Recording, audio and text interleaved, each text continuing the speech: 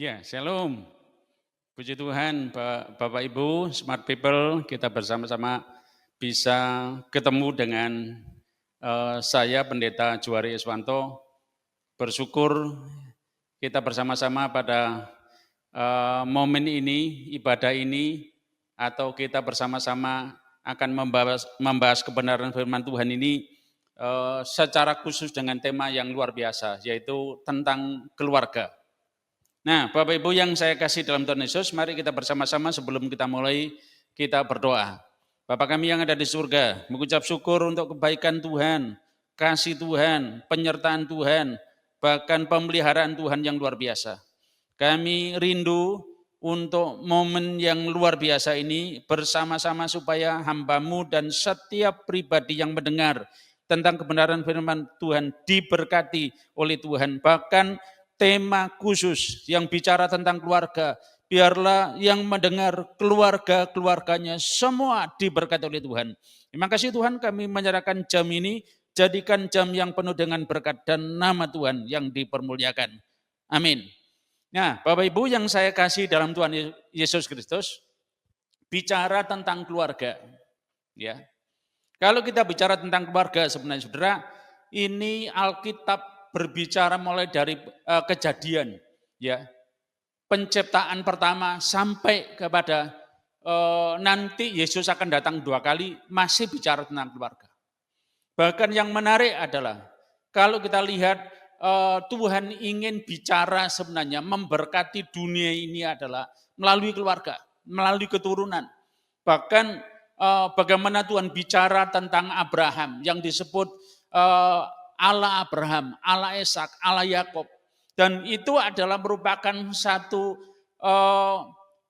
master plan Allah yang berkaitan dengan regenerasi keturunan itu sendiri. Kalau kita bicara tentang keturunan, bicara tentang regenerasi sebenarnya, Tuhan ingin supaya dimulai dari keluarga yang luar biasa. Yang kedua, saudara, kalau kita lihat dari sisi sejarah keluarga ini, ketika Tuhan menciptakan manusia dan diciptakan Adam dan sendirian, dan ketika dicipta sendiri, Tuhan berkata tidak baik manusia seorang diri saja. Kemudian dijadikan teman sepadan, yaitu Hawa. Dan disitulah yang sebenarnya keluarga Eden yang pertama kali Tuhan bentuk di Taman Eden. Tetapi rupanya saudara di dalam Kejadian 3 tidak terlalu kita tidak tahu berapa lama sebenarnya keluarga Eden itu.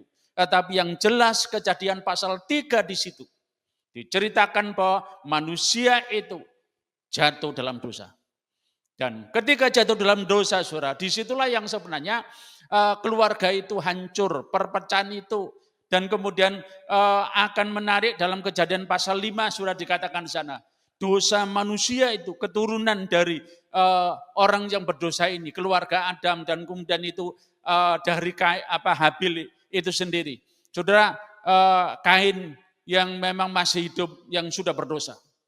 Yang menjadikan sebenarnya itu dosa sudah semakin sampai di hadapan Allah. Dan Allah berkata apa? Aku menyesal menciptakan manusia.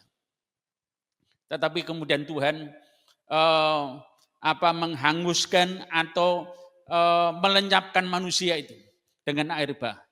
Dan kemudian Tuhan kembali memanggil keluarga Nuh. Dan setelah keluarga Nuh, saudara, kita lihat itu Kejadian 7, Kejadian 8. Dan kemudian Kejadian 11, manusia sudah berbuat dosa lagi, membangun menara Babel. Dan Tuhan kemudian menghancurkan lagi menara Babel. Dan baru nanti di pasal 12, baru Tuhan mengambil keluarga Abraham.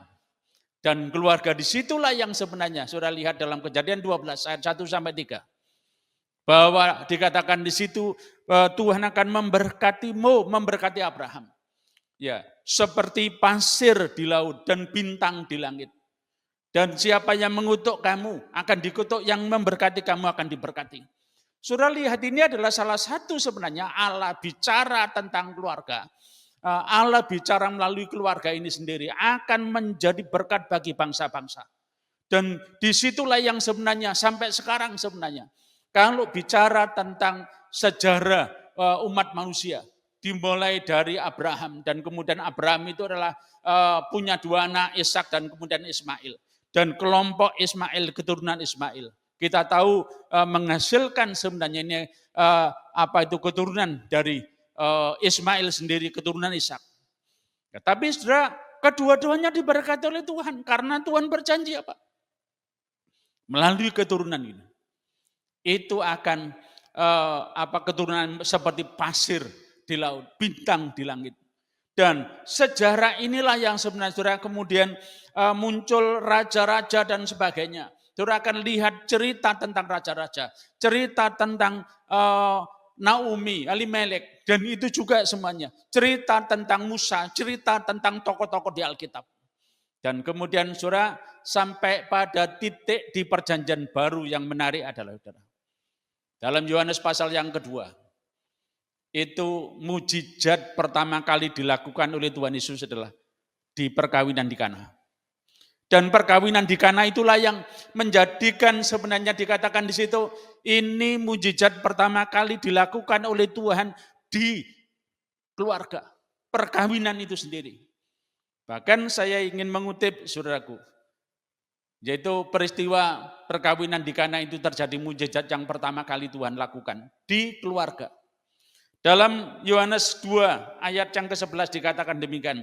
Hal itu dibuat Yesus di Kana yang di Galilea sebagai yang pertama dari tanda-tandanya, dan dengan itu ia telah menyatakan kemuliaannya dan murid-muridnya percaya kepadanya. Bapak Ibu lihat, ayat ini sebenarnya adalah kesimpulan dari cerita tentang perkawinan di Kana. Dan ketika perkawinan di Kana, di situ saudara lihat bagaimana sebenarnya Yesus hadir. Dan kemudian ibu Yesus hadir. Dan murid-murid hadir. Dan kemudian ada masalah yang kehabisan air anggur. Dan kemudian Tuhan membuat mujizat. Dan Tuhan membuat mujizat di situ dikatakan ini tanda yang pertama kali dilakukan di dalam perkawinan untuk dikatakan di situ, dan dengan itu ia telah menyatakan kemuliaannya, menyatakan mujizatnya, menyatakan keajaibannya, menyatakan kuasanya. Kemuliaan Tuhan ingin dinyatakan melalui apa? Melalui keluarga. Bapak Ibu, lihat bagaimana Tuhan sangat peduli tentang keluarga. Cerita yang berkaitan dengan di perjanjian baru pun, saudara, bagaimana Tuhan ingin menggambarkan bahwa kehidupan orang percaya dengan Tuhan itu adalah seperti anak dengan Bapa. Makanya Yesus mengajarkan doa Bapa kami. Bapak Ibu melihat juga kaitannya dengan perumpamaan tentang anak yang hilang. Itu adalah merupakan juga cerita tentang keluarga. Bagaimana Bapak menunggu anaknya itu supaya pulang, supaya bertobat. Tentang keluarga lagi. Dan yang menarik sampai pada kedatangan Tuhan Yesus yang kedua kali. Tuhan juga menggambarkan tentang keluarga.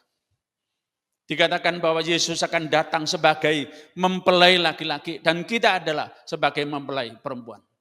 Jadi keluarga lagi. Saudara lihat mulai penciptaan sampai eskatologi yang akan datang. Tuhan akan datang kedua kali.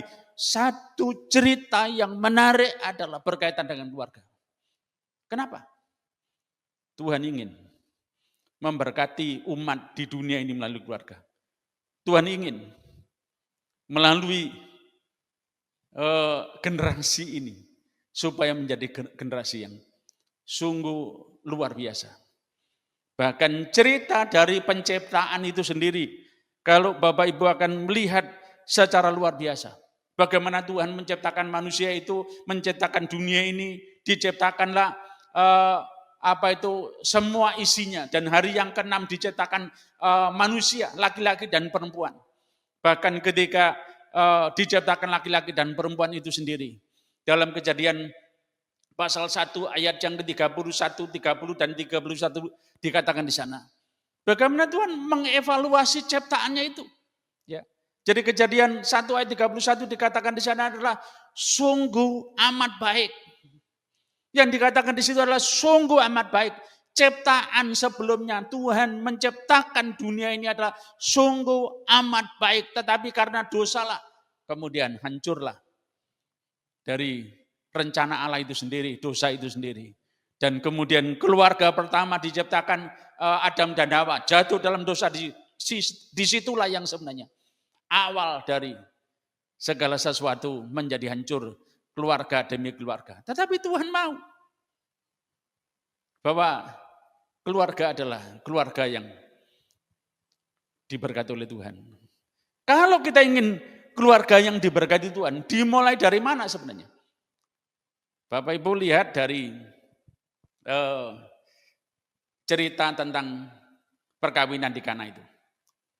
Yaitu disitulah yang sebenarnya yang pertama adalah mengundang Yesus datang di perkawinan itu.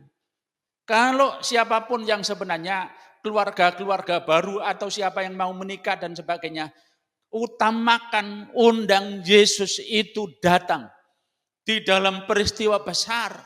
Makanya dalam pernikahan Kristen adalah pernikahan yang disebut pernikahan kudus itu. Karena apa? Pernikahan yang melibatkan Tuhan dan Tuhan berkata apa yang sudah dipersatukan oleh Allah. Manusia jangan menceraikannya. Berarti surah itu adalah kalau keluarga Kristen, pernikahan Kristen adalah pernikahan yang merupakan komitmen janji, ikrar bersama-sama, meyakini bersama-sama bahwa dia dipersatukan oleh Allah bukan oleh manusia. Janji di hadapan pendeta, janji di hadapan jemaat, janji di hadapan Tuhan. Apa yang sudah dipersatukan tidak boleh diceraikan. Nah, saudara, itulah yang sebenarnya kalau kita ingin supaya seperti Yohanes 2 ayat yang ke-11 tadi, yaitu Tuhan ingin supaya kemuliaannya dinyatakan dalam keluarga adalah undang Yesus dalam keluargamu. Kalau kita ingin supaya itu terjadi perkara yang besar. Yang kedua, saudara, kalau lihat peristiwa itu adalah bukan saja mengundang Yesus, tetapi juga mengikuti perintah Yesus. Makanya Ibu Yesus ketika peristiwa kehabisan anggur, wah semua kalang kabut. Kita tahu bahwa budaya orang-orang Yahudi itu terkait dengan kalau namanya pesta. Itu anggur adalah merupakan suguhan atau pesta ikatan satu sama lain itu. Sangat penting. Makanya ketika kehabisan anggur itu dianggap sebenarnya apa? Ini kekacauan terjadi yang luar biasa. Tetapi Ibu Yesus tahu bahwa anaknya itu tanda petik secara daging. Tetapi dia tahu bahwa dia ini dikandung dari Roh Kudus. Dia Allah. Kemudian menyuruh kepada pelayan-pelayannya. Apa yang dikatakan, nanti kamu ikuti apa yang dikatakan. Jadi saudara, dan kemudian semua apa yang dikatakan oleh Yesus diikuti dan terjadi mujizat yang luar biasa itu. Nah, saudara, yang kedua adalah selain mengundang Yesus dalam keluarga itu adalah apa? Supaya kita mengikuti perkataan Tuhan. Keluarga yang diberkati Tuhan adalah keluarga yang mengalami mujizat Tuhan, adalah keluarga yang mengikuti kebenaran firman Tuhan. Ikutilah apa yang Allah katakan. Makanya Daud adalah menurut saya salah satu keluarga yang sebenarnya bukan idola saya. Ya, karena Daud pernah jatuh dalam dosa dengan Batseba. Daud adalah juga keluarganya dengan anak-anaknya juga mengalami masalah. Tetapi saudara, Daud bisa menulis di akhir hidupnya, masa tuanya, dalam Mazmur 37 ayat 25 dikatakan di sana. Dulu aku muda, dia bilang.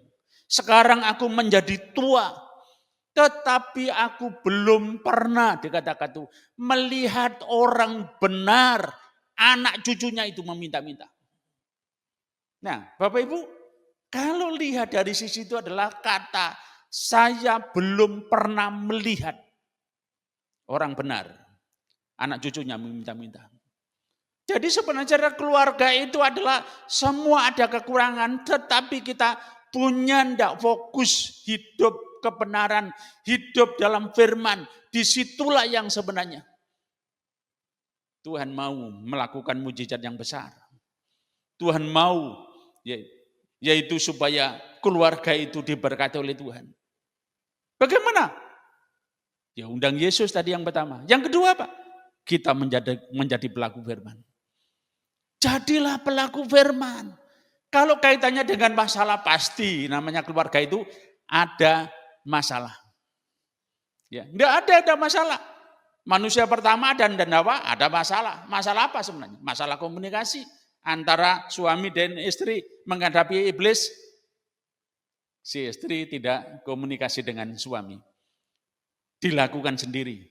Itu masalah yang seringkali banyak masalah keluarga-keluarga itu terjadi sebenarnya karena apa? Masalah komunikasi. Makanya diperlukan sebenarnya kaitannya dengan kalau kita berkeluarga suami istri itu pentingnya keterbukaan, kaitannya dengan komunikasi apapun yang dilakukan kesulitan. Itu yang namanya dua menjadi satu itu. Memang tidak mudah, tetapi kita akan bisa mudah kalau kita ada komunikasi dengan baik. Masalah terbesar seringkali adalah dunia yang apalagi sekarang ini dunia tanpa batas. Seharusnya kita tidak terlalu kesulitan berkaitan dengan komunikasi. Di mana saja sebenarnya. Tetapi justru seringkali adalah terjadinya masalah itu semakin membesar. Allah tidak lakukan perkara besar, mujizat terjadi dalam keluarga. Karena kita tidak nyatu. Tidak bisa bersatu lagi, kita maunya jalan sendiri-sendiri. Padahal dalam Matius pasal 18, ayat 19-20 dikatakan di sana, 2-3 orang bersekutu dalam namaku, aku akan hadir. Jadi saudara, barang siapa yang 2-3 orang bersekutu sehati dalam namaku, kesehatian itu adalah saudara, akan menarik kaitannya apa? Hadirat Tuhan. Kalau Allah hadir dalam mulai kata dua itu sebenarnya adalah suami istri. Kenapa tidak dikatakan 3 atau 5, 6 bersekutu atau sehati dalam namaku aku akan hadir? Enggak. Tuhan berkata 2-3 orang. Mulai suami istri, anak. Dan itu kalau sehati itu akan menentukan hadirat Tuhan. Kalau hadirat Tuhan nyata dalam keluarga, pasti akan terjadi mujizat Tuhan. Pasti akan terjadi perkara besar dari Tuhan. Makanya saudara, mari kita semua orang punya masalah, keluarga ada masalah. Tetapi saudara, masalah itu juga tidak boleh. Yang kedua adalah kita pakai sebagai alasan untuk bercerai. Ya. Tidak ada. Kamus kalau sudah berkeluarga adalah saudara, tidak ada sedikit pun kamus untuk bercerai. Makanya itu ditanyakan dalam Matius pasal 19 oleh orang Farisi tanya kepada Tuhan Yesus, Guru, boleh enggak kami keluarga itu bercerai dengan alasan apapun juga? Tuhan berkata apa? Apa yang sudah dipersatukan oleh Allah tidak boleh diceraikan. Saudara, keluarga itu bukan main-main. Ya, tapi keluarga itu juga sesuatu bukan yang segampang yang kita bayangkan. Makanya kalau orang yang berkeluarga, saudara, itu jangan sampai membayangkan yang sebenarnya yang sepertinya yang indah-indah. Tidak seperti itu. Kalau saya biasanya memberikan konseling pranikah, saya selalu tanya yang pertama, kamu mau menikah, sudah cocok, sudah senang, sudah yakin dari Tuhan? Dan pasti menjawab, iya Pak, saya yakin ini jodoh dari Tuhan. Tetapi saya selalu katakan, kamu tahu enggak, orang menikah itu adalah orang yang sedang cari masalah. Loh Pak, kok bisa begitu?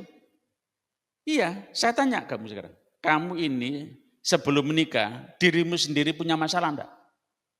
Ada masalah Pak. Kamu, yang ceweknya saya tanya, kamu ada masalah sebelum menikah ini? Ada Pak masalah. Nah, jadi kalau kamu memang sudah sama-sama punya masalah dan kemudian menikah, ngumpulkan masalah, cari masalah. Nah, bagaimana caranya kalau begitu? Kalau kita ngumpulkan masalah, tetapi jangan dibawa ke pegadaian. Ya, jangan dibawa ke pegadaian, yaitu mengatasi masalah tanpa masalah. Tambah masalah. Tetapi kalau kamu menikah sebenarnya ada masalah, tapi mari kita bawa kepada Tuhan. Bawa kepada Tuhan supaya itu adalah bersama-sama. Semakin kita dekat dengan Tuhan, kalau seperti segitiga itu kita bawa kepada Tuhan semakin dekat. Saudara, suami istri semakin seperti kerucut segitiga, di atas itu adalah Allah. Dari sisi segitiga itu. Ini ruang segitiga itu semakin kecil. Tetapi kalau keluarga itu sendiri adalah justru tidak mendekat kepada Tuhan. Ini arah segitiga itu ke bawah. Semakin ruang masalah itu semakin besar. Semakin jauh dari Allah, semakin besar masalah itu sendiri. Dan biasanya adalah ujung-ujungnya nanti akan berkata, Pak, kami tidak cocok. Ya, memang ada beberapa aliran yang menyetujui kalau tidak cocok boleh cerai. Ya, sudah hati-hati. Ya, hati-hati kalau kaitannya dengan tidak cocok sebenarnya adalah dari awal tidak ada yang cocok. Yang namanya perempuan dengan laki-laki tidak akan cocok. Masing-masing punya latar belakang, latar muka, latar samping, semua latar ada di situ dan kemudian disatukan tidak cocok. Dari sifat temperamennya kalau disatukan tidak cocok. Nggak ada yang cocok sebenarnya. Tetapi satu saja yang bisa cocok adalah sama-sama sebenarnya. Ketika menikah berkomitmen di hadapan Tuhan, di hadapan jemaat, di hadapan pendeta itu sendiri adalah saya mau menikah. Satu kata, untuk memuliakan Tuhan. Makanya Paulus berkata apa? Dalam 1 Korintus pasal 10 ayat 31 dikatakan di sana. Ketika kamu makan, ketika kamu minum, ketika kamu melakukan apa saja, lakukanlah untuk kemuliaan nama Tuhan. Saudaraku, kalau makan saja, minum saja, ya supaya itu dilakukan untuk memuliakan nama Tuhan. Apatah lagi kalau orang itu adalah berkeluarga, berkomitmen untuk berkeluarga menjadi satu kekuatan yang luar biasa untuk apa? Memuliakan nama Tuhan. Jadi kalau tujuannya itu sendiri berkeluarga untuk apa dan tidak jelas, saudara itu adalah masalah baru. Tapi kalau sama-sama sebenarnya, saya berkeluarga, suami istri, disatukan, diberkati oleh Tuhan untuk memuliakan Tuhan. Saudara, semua akan mengarah ke sana. Mengutamakan Tuhan. Tadi seperti segitiga itu. Semakin kecil. Masalah itu kecil. Tetapi ketika kita jauh dari Tuhan. Kita hanya sebenarnya inilah banyak keluarga-keluarga yang seringkali lupa itu. Ditawari oleh berbagai tawaran dunia ini. Dan kemudian lupa. Dan bahkan mungkin tidak mengerti tujuan dari keluarga itu. Nah, Bapak Ibu yang saya kasih dalam Tuhan, mari kita bersama-sama sebenarnya adalah keluarga itu dua jadi satu tidak mudah. Makanya kata keluarga itu kan disebut sebenarnya rumah tangga. Ya, kalau orang berkeluarga berarti orang itu berumah tangga. Rumah tangga itu dari dua kata, rumah dan tangga. Jadi sebenarnya orang berumah tangga adalah sedang memasuki rumah melewati tangga. Tidak gampang. Tapi mungkin yang gampang adalah saudara memasuki rumah lewat tetangga. Bukan rumah tangga, tangganya orang, tetangga yang. Nah itu biasanya kacau. Tapi kalau kita ini sadar berumah tangga adalah memasuki rumah lewat tangga dan disitulah tapakan satu persatu, tidak instan. Menjadi satu itu tidak instan, proses. Makanya saudara, saya tidak terlalu setuju kalau seringkali yang terjadi dalam keluarga-keluarga itu, dalam keluarga-keluarga itu sendiri, seringkali ketika orang menikah, kemudian ucapan yang dilakukan adalah selamat berbahagia. Saya kurang setuju ucapan itu. Kenapa saudara? Karena saudara, tidak semudah itu.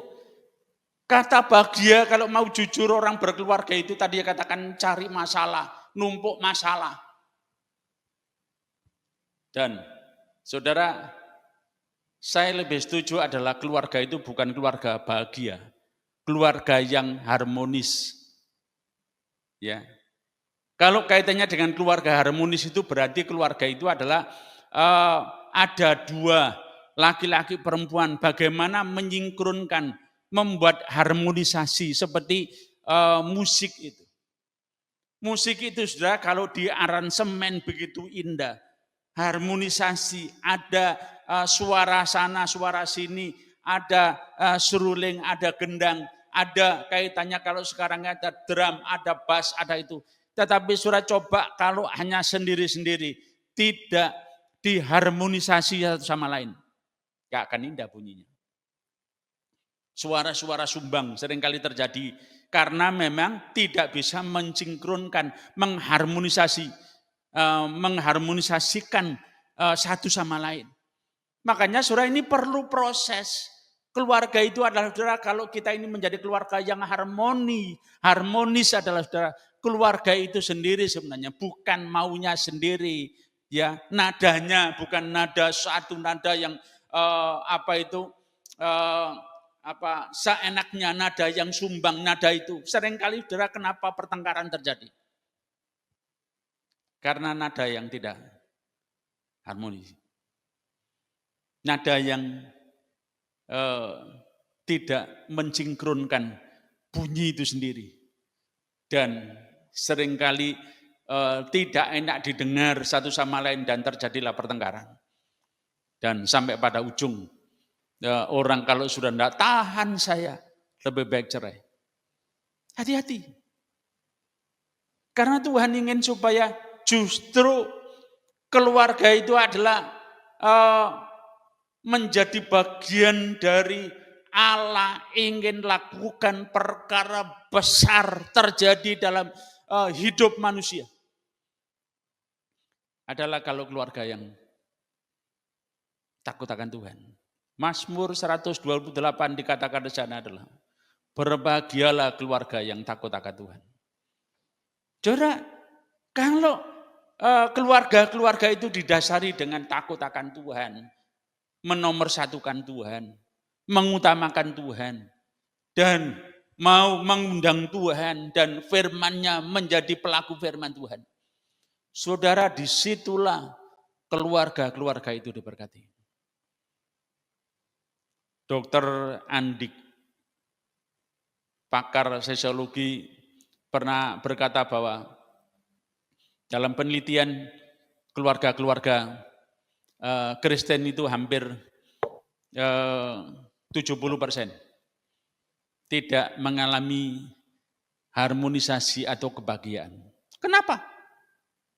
Masalah saudara adalah itu yang paling mendasar, masalah demi masalah itu seringkali saudara adalah karena ego, harmonisasi tidak terjadi itulah, karena ego.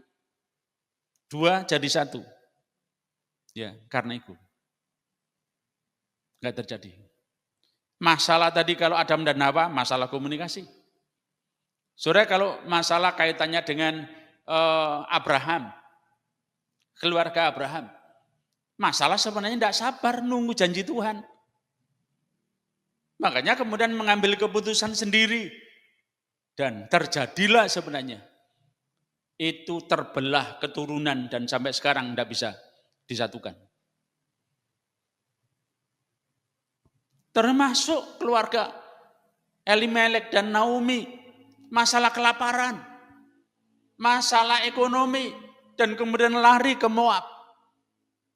Dan Tuhan menghukum Elimelek dan anak-anaknya. Mati dan kemudian kembali lagi baru sadar. Dan ada penerus di situ. Untung menantunya Rut itu sendiri.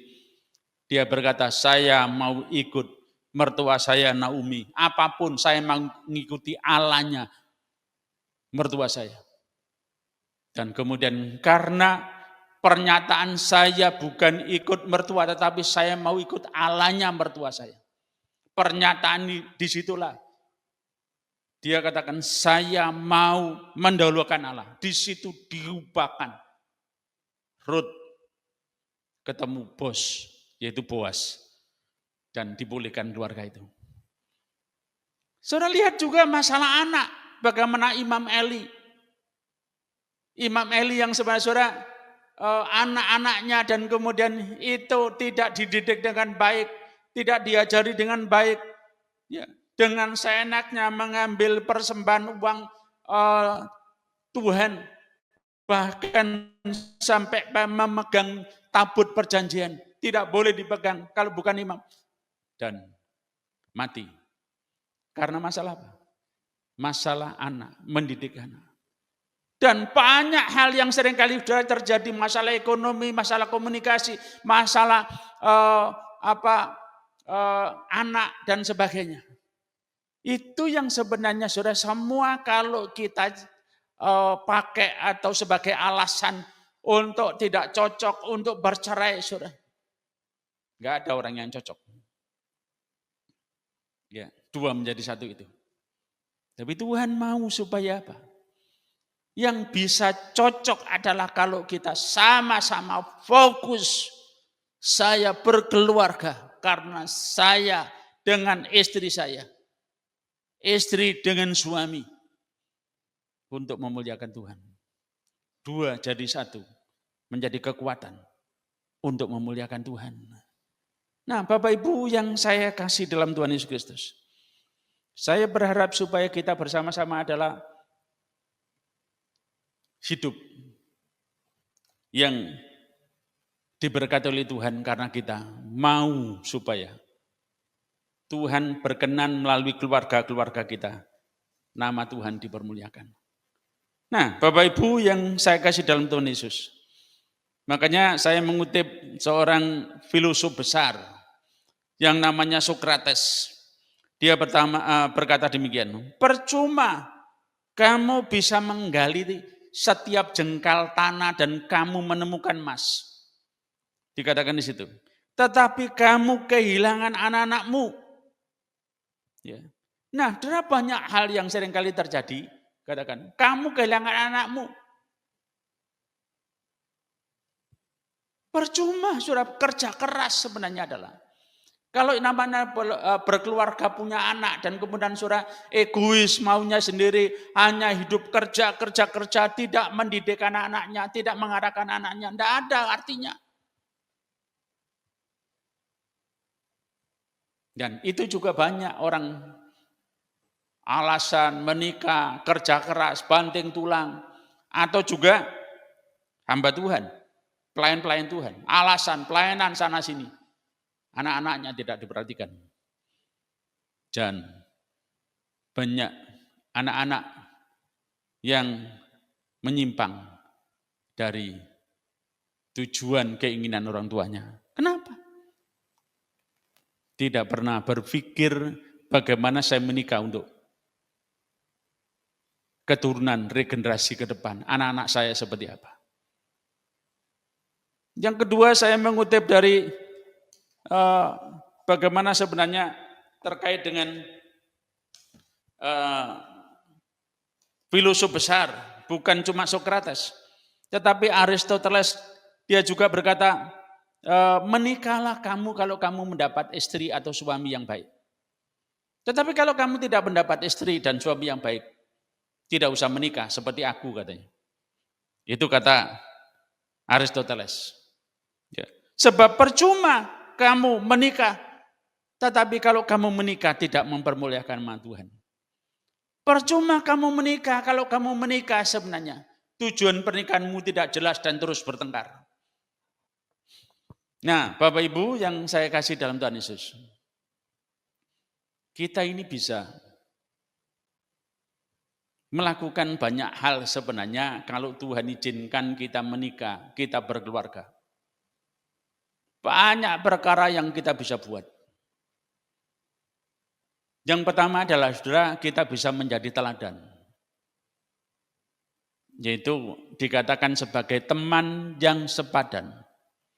Sebagai penolong yang sepadan. Supaya kita ini di tengah-tengah dunia yang tidak menentu ini, kita menjadi teladan, menjadi contoh. Kalau kita lihat dunia sekarang, Bapak Ibu, bagaimana sebenarnya khotbah Tuhan Yesus di akhir zaman, Matius pasal 24. Bahkan dikatakan di sana adalah salah satu yang disinggung, dikutip oleh Tuhan Yesus khotbah tentang akhir zaman. Salah satu tanda adalah kaitannya dengan makan, minum, dan kawin, mengawinkan. Salah satu tanda akhir zaman adalah rusaknya dunia ini melalui keluarga, kawin, mengawinkan. Tidak jarang sekarang ini bagaimana sebenarnya perkawinan sesama jenis. Tidak jarang kaitannya dengan ini, kaitan perselingkuhan. Di mana-mana sebenarnya ini kasus perselingkuhan, kasus yang kawin mengawinkan, kasus yang kaitannya dengan ini apa yang aneh-aneh, kasus yang terjadi dunia ini sekarang ini. Mengerikan, menjijikkan kalau kita melihat itu. Dan Tuhan mau supaya kita jadi teladan. Bapak Ibu, kenapa sekarang kenakalan-kenakalan remaja terjadi? Luar biasa. Kejadian yang anak-anak remaja yang sebenarnya saudara itu seperti tidak punya otak, sudah busuk sebenarnya otaknya. Hanya cari konten. Mau bunuh orang, mau tidak memikirkan keselamatan dirinya supaya demi konten dilakukan. Anak yang nabrak mobil, anak yang sebenarnya ini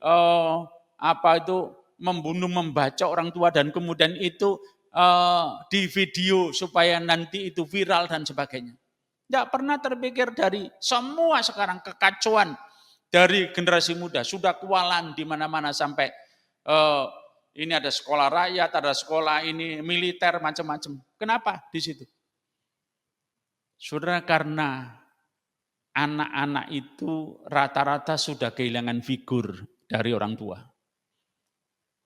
Atau yang kedua adalah anak-anak sudah dari keluarga broken home. Sudah tidak ada figur atau teladan orang tua yang ada sekarang dengan dunia tanpa batas begini. Lihat di gadget, lihat di YouTube, lihat di TikTok, lihat sebenarnya ini semua di gadget ini. Sehingga kehidupan mereka adalah seperti liar. Sementara yang ditawarkan oleh dunia adalah ini kekacauan semua supaya memang viral. Viral bukan yang baik, viral yang jelek, yang jahat. Dan itu menjadi kebanggaan. Orang korupsi bangga. Semua sudah lihat.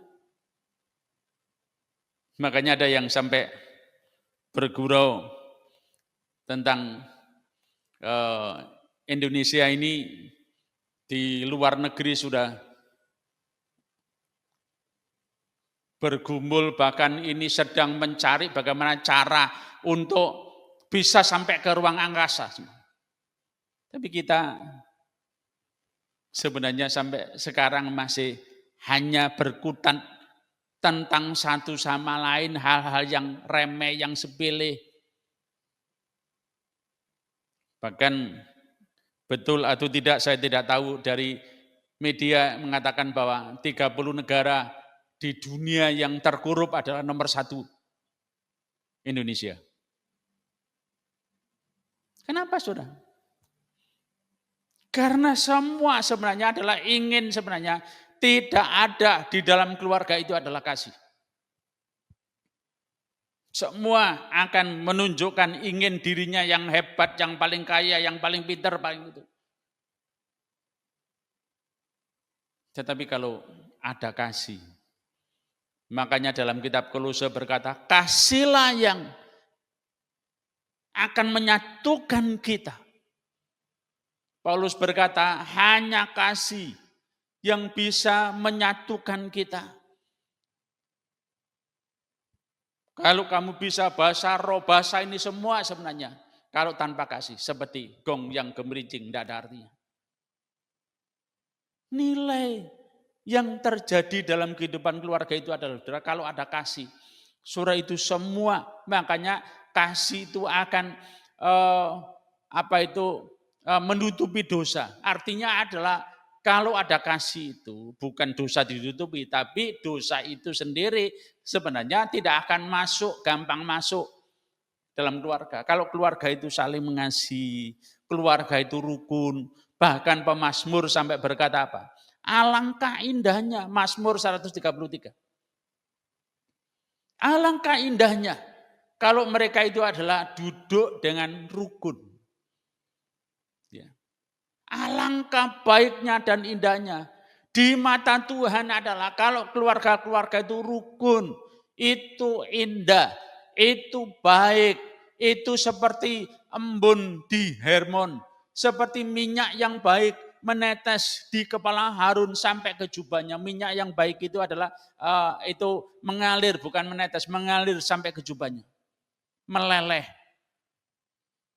Kemudian ayat 3 Mazmur 133 dikatakan di sana. Kesanalah Tuhan akan memerintahkan berkat sekarang sampai selama-lamanya. Berkat Tuhan itu akan diperintahkan oleh Tuhan. Mazmur 133 yang ketiga itu katakan. Diperintahkan. Kemana? Ke tempat orang yang rukun, keluarga yang rukun, keluarga yang ada kasih, keluarga yang membawa damai di situ. Tuhan perintahkan berkat. Nah, Bapak Ibu, saya berharap ini keluarga Kristen adalah keluarga-keluarga yang mengutamakan Tuhan, mengundang Tuhan, menjadi pelaku firman. Kalau ada masalah, pasti ada masalah. Kalau dikatakan pernah bertengkar, pasti pernah. Enggak ada yang sempurna. Tapi Tuhan mau orang keluarga apapun, masalah boleh terjadi. Bisa saja kesalahpahaman, bisa saja itu. Itu semua sebenarnya karena ego. Tetapi kalau ego kita, diri kita bersama-sama diarahkan kepada Tuhan untuk memuliakan nama Tuhan. Saudara, kita bisa mengatasi dengan indah, dengan akhir hidup yang luar biasa. Makanya kenapa? Saudara, kalau orang umum saja bisa membagi begini. Kalau keluarga itu ya bisa sampai melewati 25 tahun orang berkeluarga. Itu berarti sudah melewati perkawinan perak. Kemudian kalau bisa sampai 50 tahun, kalau masih hidup dua-duanya melewati, itu di pernikahan emas, perkawinan emas. Padahal saudara kalau lihat dari sisi sebenarnya proses itu, semakin tua itu sebenarnya dari segi fisik semua tidak ada apa-apanya. Apa bicara masalah seks sudah pasti turun, bicara masalah kekuatan semua itu turun. Tapi kenapa dikatakan emas?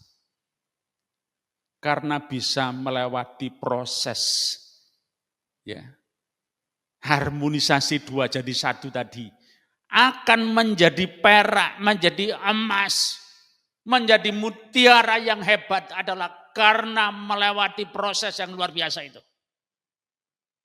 Itu keluarga ini. Makanya kalau saudara, kalau masih pernikahan 1 tahun, 2 tahun, 5 tahun, belum jadi apa-apa, mungkin masih jadi tanah becek atau tanah lempung.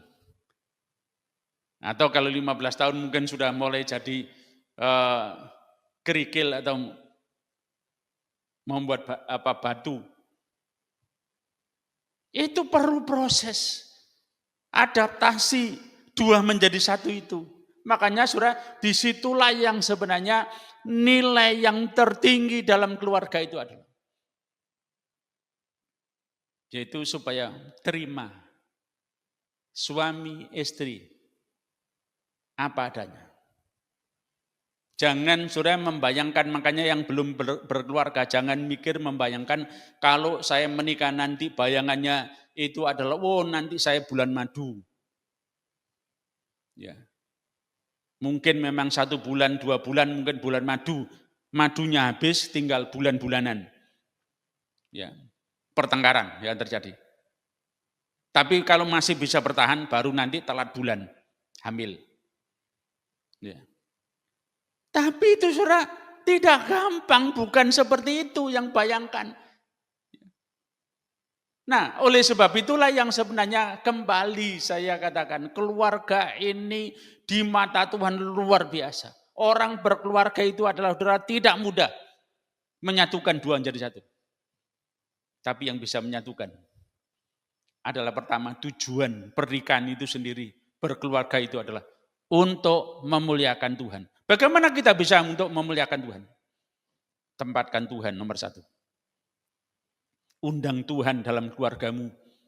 Makanya kalau Paulus sampai dalam Efesus pasal 5 itu menggunakan istilahnya itu adalah, hai istri tunduklah kepada suamimu, hai suami kasihlah istrimu seperti Kristus mengasihi jemaat.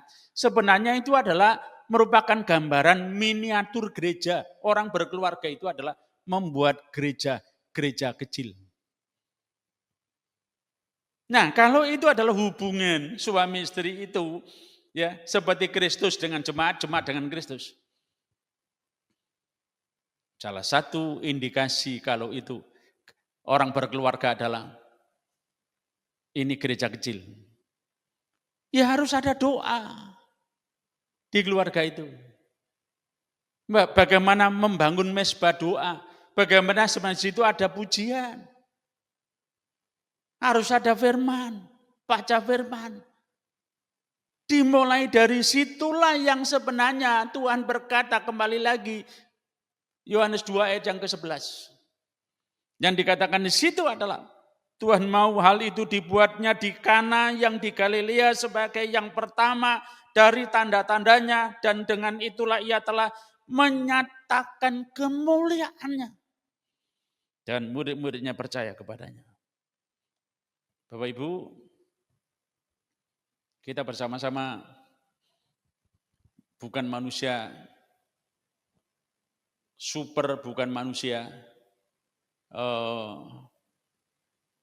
sempurna, tetapi kita manusia yang penuh dengan kelemahan, keterbatasan. Tetapi bukan alasan itu semua. Kita memang manusia yang terbatas, manusia yang ada kelemahannya. Tetapi kita mau seperti Paulus belajar justru dalam kelemahanlah menjadi kuat karena bersandar kepada Tuhan. Kita ini manusia yang terbatas, justru dengan keterbatasan itulah kita mau sandarkan hidup kita, keluarga kita kepada Tuhan yang tidak terbatas. Dan itu akan menjadi nilai yang luar biasa. Dunia menunggu contoh-contoh keluarga Kristen yang hidupnya menjadi teladan.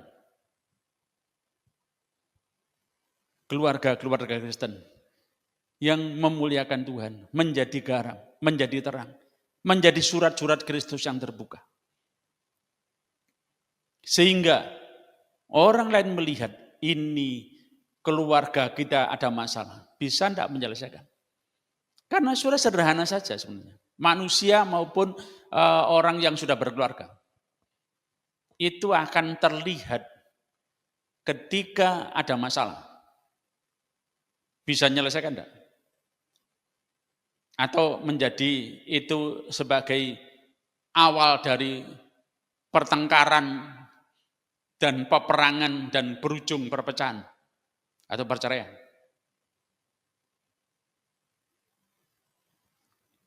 Salah satu cara menyelesaikan kalau ada keluarga, kembali kepada tujuan. Supaya kita ini memuliakan Tuhan. Makanya Paulus dalam 1 Korintus pasal 7, ayat yang kelima dan 6, dikatakan di sana adalah, kalau kamu satu sama lain ada masalah, dikatakan boleh sementara untuk bertarak, artinya berpisah, pisah ranjang, boleh. Tapi dikatakan jangan lama-lama supaya iblis tidak memberi kesempatan. Saudara, kalau itu dikatakan ditoleransi kaitannya dengan kalau ada masalah, boleh. Ya, itu kaitannya dengan pisah ranjang.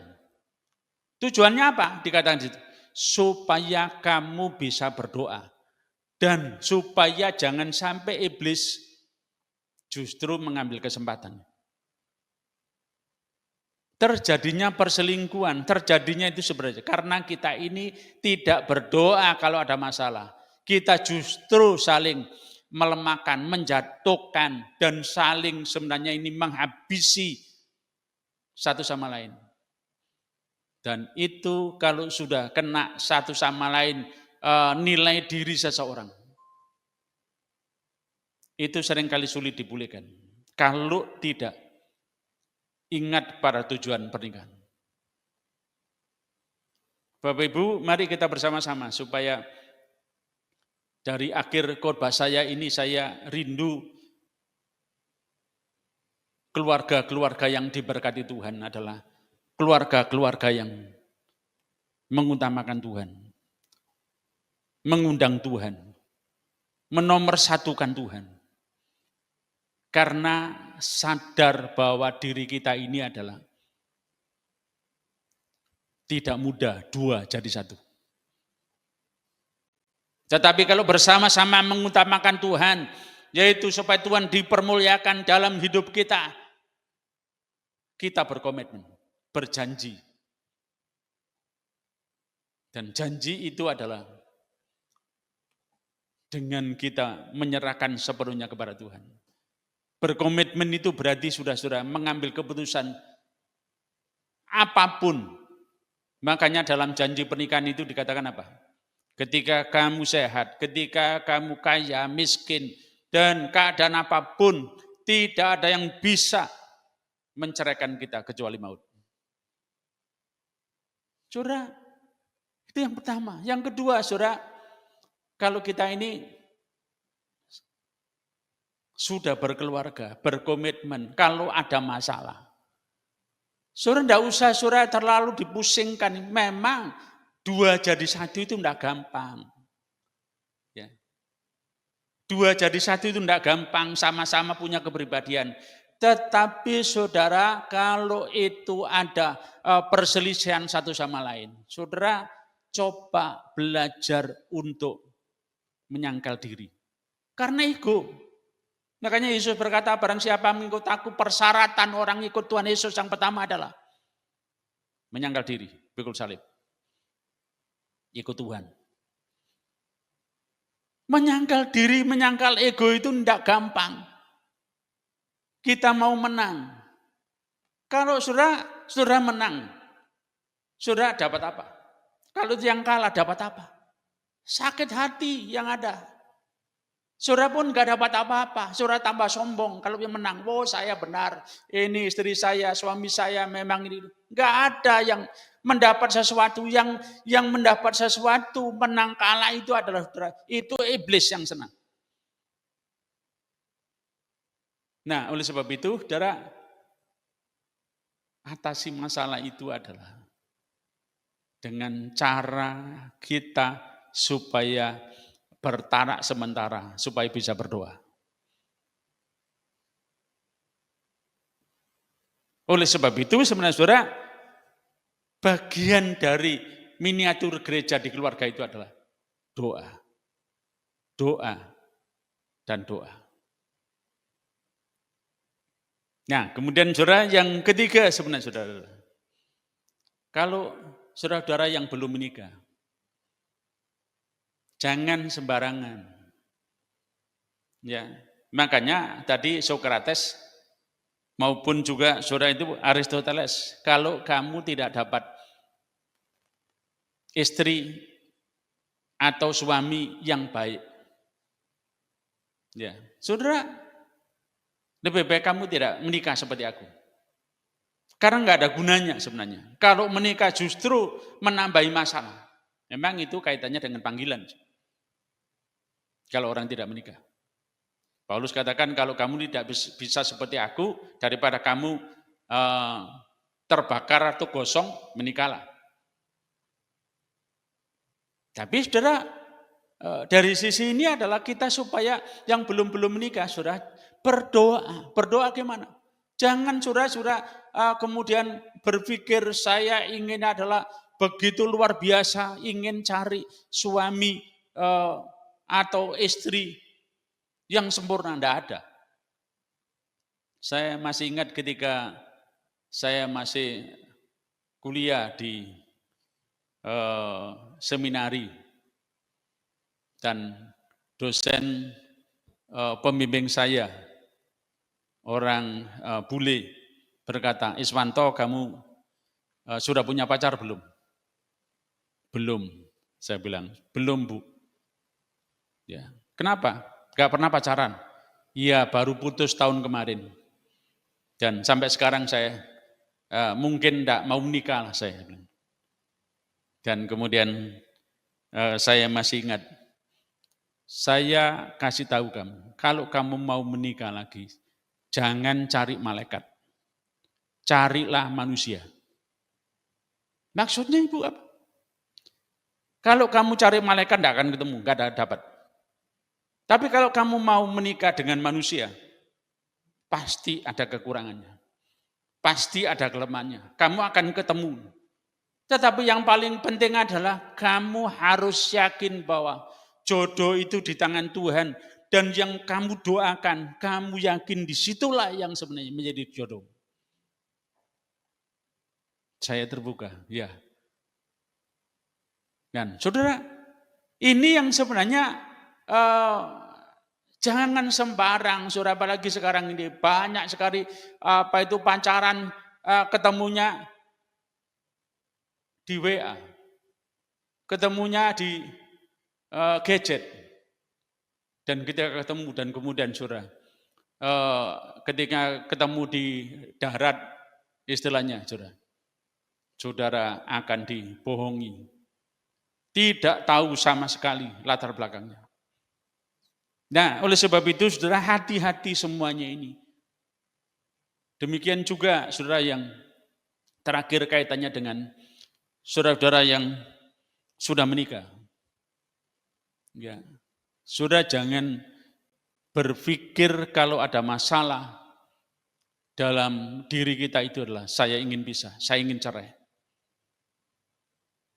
Sekali lagi saya katakan, dalam kitab Maliaki 2 ayat 16 dikatakan di sana adalah Allah membenci perceraian. Yang kedua, Matius pasal 19 ayat yang ke-6 dikatakan di sana, apa yang sudah dipersatukan oleh Allah tidak boleh diceraikan. Nah, oleh sebab itu jangan pernah berpikir kalau ada masalah konflik suami istri, tetapi lebih baik supaya memang sementara untuk mungkin saja bertarak, istilahnya itu pisah ranjang. Untuk apa? Berdoa, saling evaluasi. Dan kemudian berdamailah supaya jangan sampai iblis mengambil peran itu dalam kehidupan kita. Nah, Bapak Ibu yang saya kasih dalam Tuhan Yesus, mari kita bersama-sama supaya kita menjadi keluarga di situasi yang seperti ini. Kita menghadirkan Tuhan, kita mau supaya seperti Mazmur 37 ayat yang 25 dikatakan di sana, bahwa orang benar, pernikahan yang menjadi pelaku kebenaran. Tidak pernah, kata pemazmur, kata Daud, aku melihat mulai muda sekarang saya jadi tua. Orang yang benar, anak cucunya meminta-minta, keturunannya meminta-minta. Artinya adalah kalau pernikahan itu benar, hidup di dalam Tuhan, sampai kepada keturunannya itu, Tuhan akan berkati. Tuhan akan pimpin.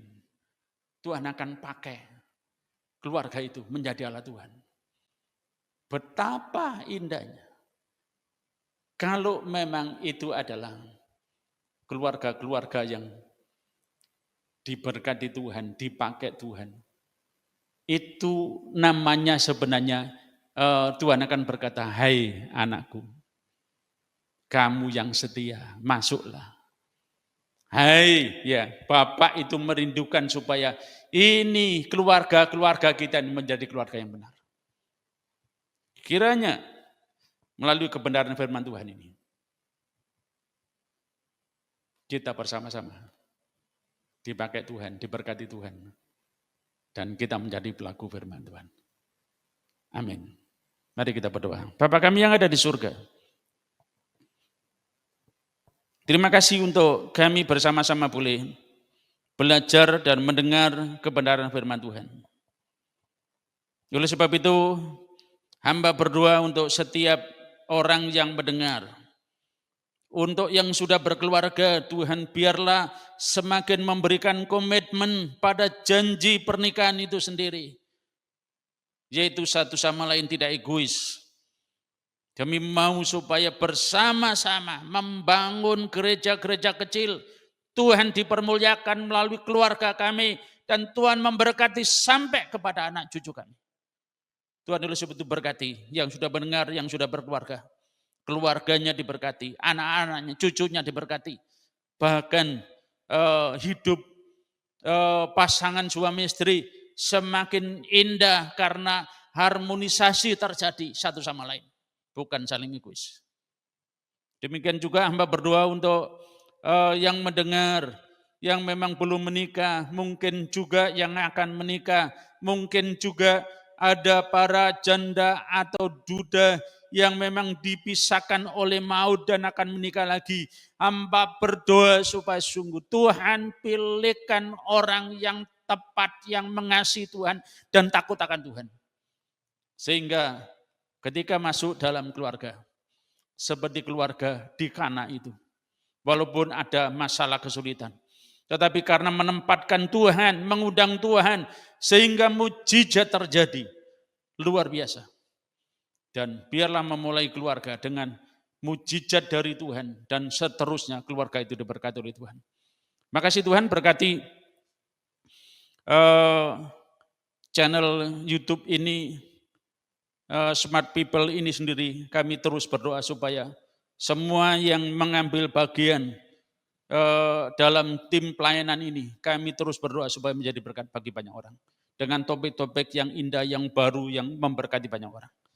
Kami berdoa, mengucap syukur, dan menyerahkan sepenuhnya seluruh kehidupan kami dalam tangan Tuhan. Dalam nama Tuhan Yesus.